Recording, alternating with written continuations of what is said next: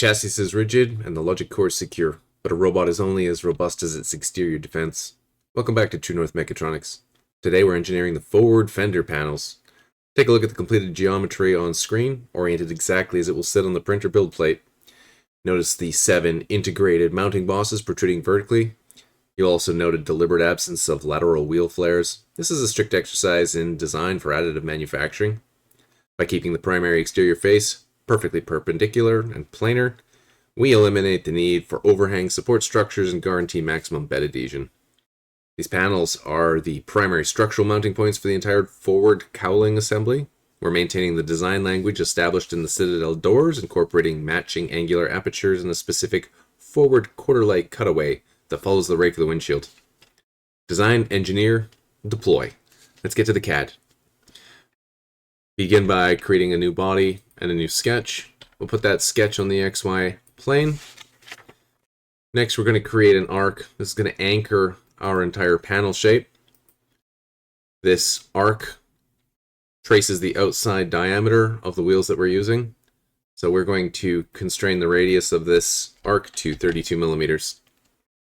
Next, let's constrain the edge, the left-hand edge of this arc from the x-axis. We'll make that 14.85 millimeters.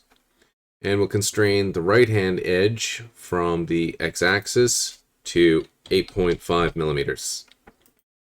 Next, we're going to use the line tool, and we're going to create a small line segment just on the left-hand edge here. It's constrained horizontally, so let's continue this profile up. And this notch follows the bottom of the Citadel door panels. And this comes up to the top of the Citadel. We're going to extend the interior shape of the Citadel door panels a little bit. We're going to bring down an area for the windshield, so that will help define the rake of the windshield. This is the top of the hood that's going to cover the accessory deck. And this is the bottom of the fender that follows the mobility base that we created in part 1. All right, let's constrain some of these segments now. So we're going to take these two horizontal segments, we'll make them equal to each other. Now this follows right underneath the Citadel door panel, and right behind this part here is the vertical frame rail. So we're going to set that to the thickness of the vertical frame rail, which is 3 millimeters. And we're going to set this to a length of 16.5 millimeters. This matches what we did on the rear fender segments. This needs to be constrained to 41.5 millimeters, giving us an overall vertical height of 58 millimeters. We're going to constrain the extension on the Citadel to 12 millimeters. And now we need to wrangle the geometry for the windshield and hood. So first thing that we're going to do is we're going to define the overall vertical height of the hood, because we're trying to keep that armored car profile. This is going to be a fairly low windshield. So 30.5 millimeters will do the job there. And we need to set the overall length of the hood area. This covers the accessory deck. We're limited by the remaining space in the mobility base, and that turns out to be 70.95 millimeters measured from the edge of the extension on the Citadel. Now we have 20 millimeters of space at the bottom of the panel here that sits right on top of the mobility base, so we'll dial that in. And let's give the overall height of the grill above the base. We'll set that to 46 millimeters. All right, the profile is going to look something like that. Now, in order to close off this shape and finish constraining it, we have got to design a notch in here. This notch follows a clip on the side of the TT gearboxes that hold a band that holds the motor into the gearboxes. So we're going to use the polyline tool. We'll come up, create a notch for that band on the gearbox, and we'll come back in and follow the fender line. Okay, right click to clear our tool here.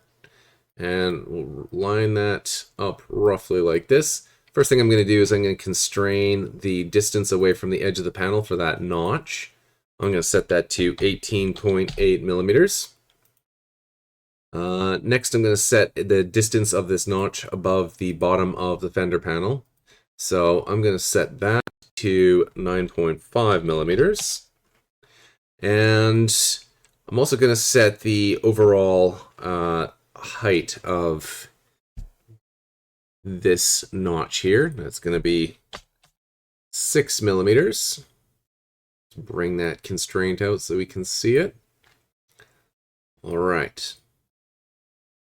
Now, the length, I guess the width of this bottom part of this notch, we're going to set that to 2.5 millimeters. And this top one here, that's going to be 3.6 millimeters. Now, we've got 2 degrees of freedom here. So we have to constrain the overall position of the bottom of the fender with respect to the center of our wheel here. So we're going to take a reference point from the upper edge of the arc here, and we will reference the bottom of the fender, and we will make that a distance of 27 millimeters. So bring that back into view. And the distance that we have here now, we're going to constrain this final distance by defining an angle between these two lines here. So this is going to be a somewhat arbitrary angle. This was an artifact of some decisions that I made when I was making the prototype for this robot. So that just ends up being 110.81 degrees to fully constrain this particular shape.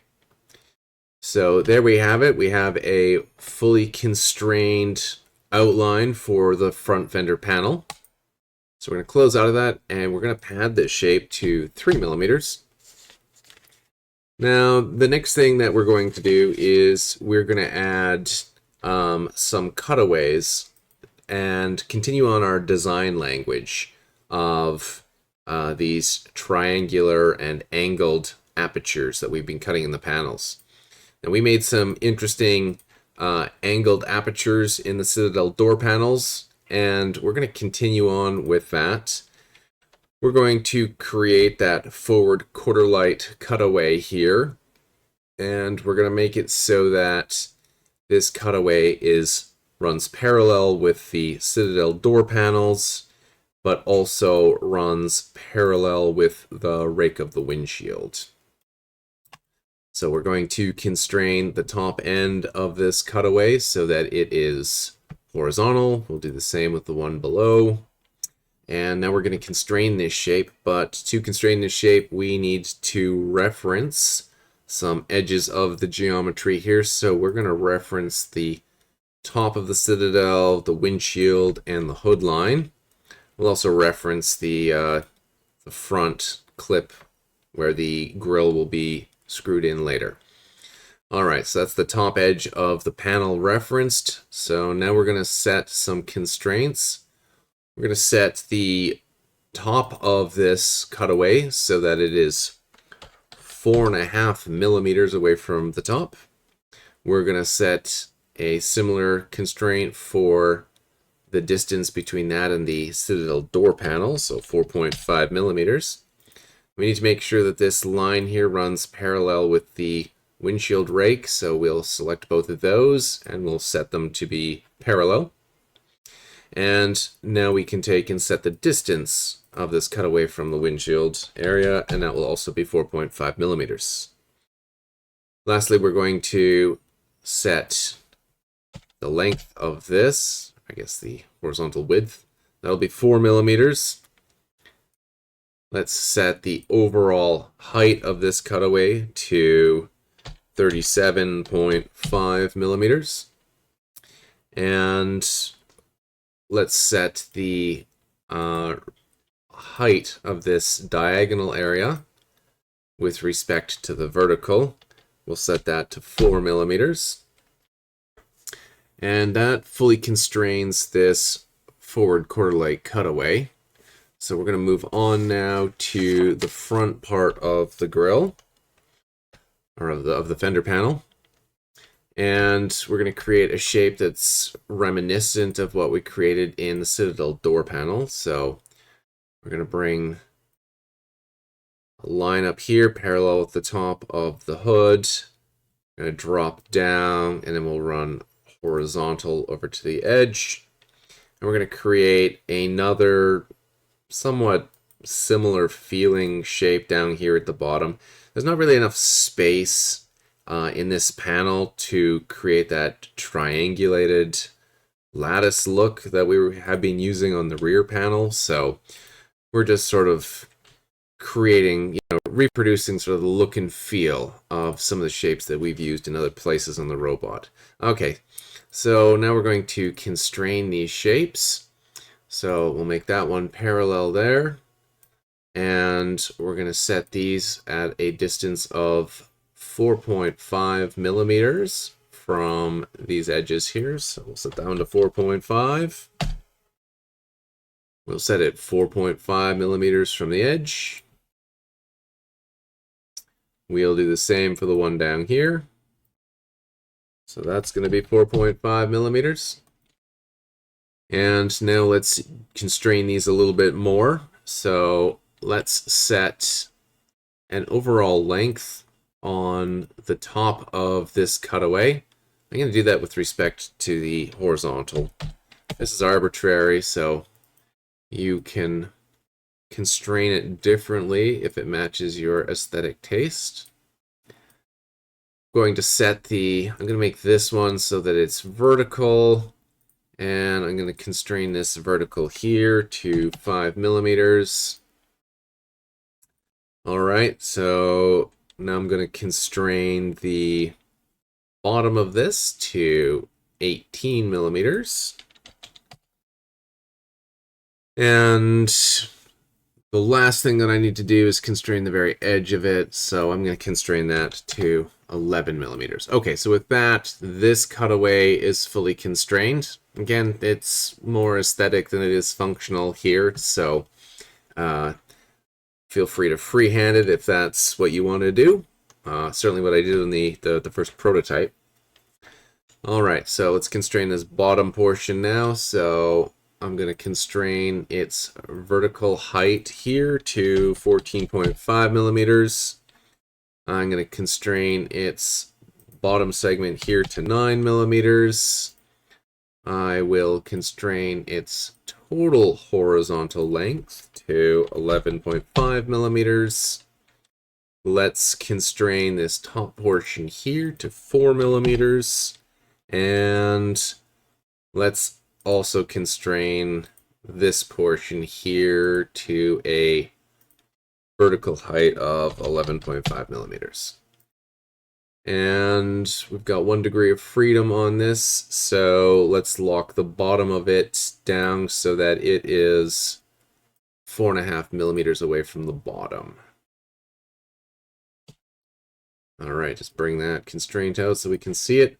So there we are. So those two shapes are fully constrained. Yeah, and in the prototype I didn't even constrain these at all. I just sort of free-handed it. But for the purposes of this video, they're all constrained. Alright, so we're going to close this down and we're going to pocket these shapes. And that carries on sort of the design language that we've established in the robot and other places. But now we need to add some functional features. We need to first add a anchor point to connect this panel to the accessory deck at the front of the robot. So like we did in the back panel, we're going to create a slot. And the reason we're using a slot is that if you've got a little bit of overhang on your 3D print, it might offset the position of the panel with respect to this anchor point on the accessory deck. And so the slot just gives us a little bit of play to work with as we're trying to screw everything together later. All right, so let's constrain this arc to 1.6 millimeters. We'll constrain the horizontal length of the slot to 1.75 millimeters. Let's reference the bottom edge of the panel, and we will offset this slot from the bottom of the panel to 25 millimeters, and we will set this right hand point of the slot, we'll set this to 4.13 millimeters.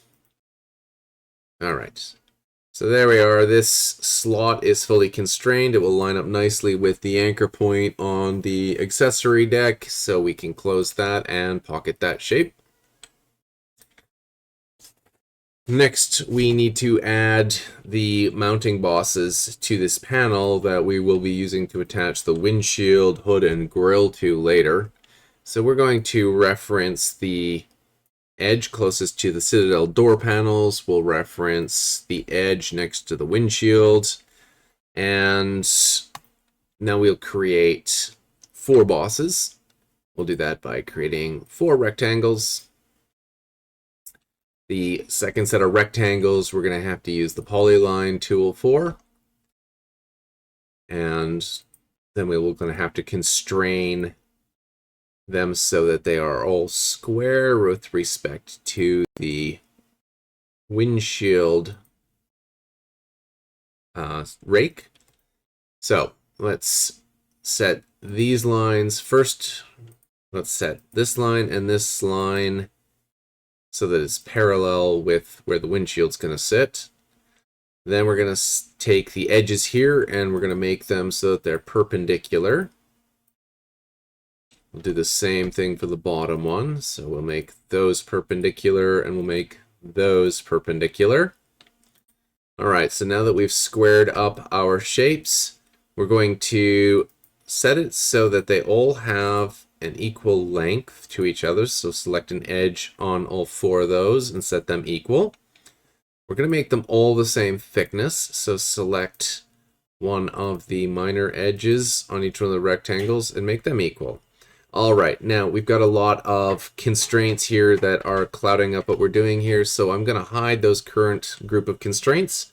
And now we're going to put in some constraints that will lock these shapes into place. So first of all of these are going to be 3 millimeters thick, and they're all going to be 10 millimeters long. And we're going to set the top bosses here so that they are 8 millimeters away from the top. And we're going to set a distance between these 2 bosses to 13.4 millimeters. So that fully constrains the 2 bosses that will connect this panel to the vertical frame rail. Now we're going to constrain coincident the top of this boss to the top of the panel here. So that locks that one into place. And now we will set a distance between these 2 bosses at 9.5 millimeters. Part of the reason for this setup is to allow for a screwdriver to pass between these 2 bosses and access the screw that attaches the panel to the vertical frame rail.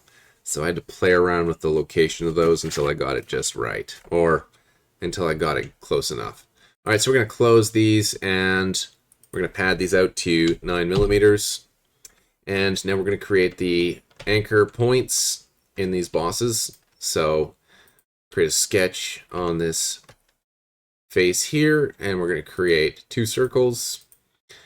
And we're going to set these 2 circles so that they're equal to each other. And we're going to set the diameter of these 2 circles to 2.8 millimeters. This is the minor diameter on the PT screws we're using. And we want to make it so that the screws that we're using, they bite into all 3 of the panel pieces that we're screwing together. All right, we're going to constrain these anchor points so that they are symmetric at the center of these bosses. So we do it like that. Now we can close out of this and pocket those anchor points. We're going to repeat this process on the other side. This is where the windshield will connect, and we'll create 2 more anchor points, which will again be equal to each other and constrained to a diameter of 2.8 millimeters. And we'll also make sure that they're centered in their bosses using the constrain symmetric tool. So there's one, and there's the second. Okay, so we'll pocket those. And now we're going to move on to the bosses that we need to create in order to attach the hood to the top of the panel here. So we create a sketch on the top of this, and we're going to reference the top of the hood here and the very front of the robot. And as before, we're going to have to use the polyline tool to create the outline for this boss. And we're going to combine the grill attachment point with the second screw that's going to attach the hood, and we'll create one continuous boss outline here. Okay, as before, we need to make sure that these 2 lines here are parallel with our hood line. We're going to constrain the edges of this first boss so that they're perpendicular. And we will ensure that that line here is also perpendicular. Now, if you made it and you ended up with a vertical constraint, you're going to have to remove the vertical constraint first. Now, we're going to make it so that all of these edges are equal to each other. And we're going to make sure that these 3 edges here are also equal to each other. As before, I'm going to take and hide these constraints now so that I can dimension them. So we're going to set a distance of the first boss. We're going to set that to a distance of 10 millimeters. And now we're going to set the length of these bosses. So we'll set that also to 10 millimeters. Just get my angle on that correct. There we are. So that's now set to 10 millimeters. Again, these are somewhat arbitrary decisions in terms of the length of them. They're not entirely functional in terms of why I picked 10 millimeters, but they are what I used in the prototype, so I'm continuing on with that. Let's set the overall thickness of these to 3 millimeters. And with that, these 2 bosses that we've created are fully constrained, so we can close out of that. And we can pad these out to 9 millimeters. All right, and now as before, we need to put our anchor holes in these. So let's come over to where the hood is going to attach. Let's create a sketch on there. And we're going to create 2 holes. Make sure that you don't click on the y-axis when you're doing that, because it won't, even though it looks like the y-axis is running through the center, it's not. So it's going to cause you some problems if you allow it to be constrained coincident. FreeCAD will happily constrain it for you to the y-axis. Don't let it. Okay, so we're going to constrain that hole to the center of its boss. We're going to constrain this hole to the center of its boss. Let's try that again. There we go. So as you can see, it's not quite in the center, but when you're zoomed out, it looks like it's centered. We're going to set these 2 holes so that they have the same diameter, and then we'll constrain the diameter of these holes to 2.8 millimeters. So that's it for these holes. We're going to close out of them and pocket them. And now we're going to put one more anchor point on the front here. This is where the grill's going to attach. So we'll create a sketch on this face. We'll create a hole of 2.8 millimeters. We're going to reference these 2 edges here.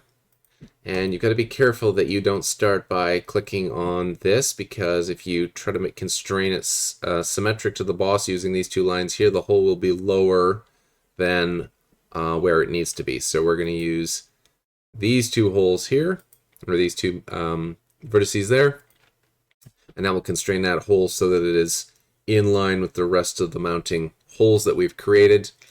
So that's fully constrained. We can close it and we can pocket that hole. And with that, we have fully created our front panel. Now this gives us our left panel, and to create our right panel, we're going to drop into the draft workbench, and we're going to use the clone tool in the draft workbench, and we're going to change the scale on the y-axis. We'll make that -1. That gives us our mirrored part, and I'm just going to transform that part and move it so that it's separated. And now I'm going to drop back into the part design workbench. Okay, so there is our two completed fender panels. There we are. And now we can 3D print those. When you have the forward fender panels installed, the side profile of the TitanBot will be fully complete. The mounting bosses we integrated today are now ready to receive the rest of the front end assembly. As always, the production-ready CAD files and optimized STLs for these panels are live on the GitHub repository right now. Grab the master assembly and audit the constraints for yourself. Coming up in part 13, we move into the Forward Cowling Assembly. We'll be modeling the signature vertical slot grille, the vented hood array, and the MRAP-inspired armored windshield. These parts are relatively simple rectangular geometries, but they carry the heavy lifting of the TitanBot's visual identity. Chart your course, build your world. I'll see you in the next build.